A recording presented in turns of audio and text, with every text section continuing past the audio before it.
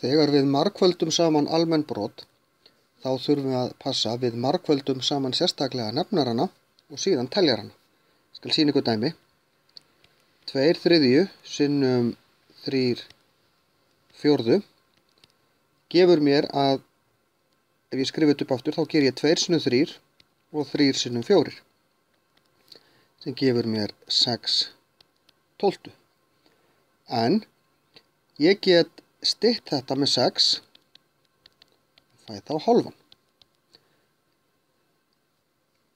Ef að ég er með 3 brot, þá bætist bara 3. broti hérna við og ég margfalda saman 3 tölur upp og 3 tölur niðri.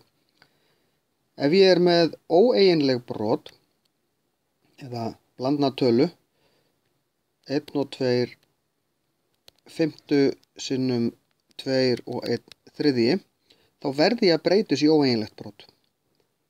Það ger ég, muniði með því að gera sinnum hérna og plús hér, sinnum og plús. 5 sinnum 1 eru 1, plús 2 eru 7/5. 2 sinnum 3 eru, eins og ger ég sinnum hérna. 2 sinnum 3 eru, eða 3 sinnum 2 eru 6, plús 1 eru 7/3. Þá sé ég 7 sinnum 7 sem eru 49/15. Þetta get ég ekki stytt, því að eina tala sem gengur upp í 49 er 7, 7 gengur ekki upp í 15. Þannig ég get skilað þessu svona, eða sem blandin tala sem er þá 3 og 4/15.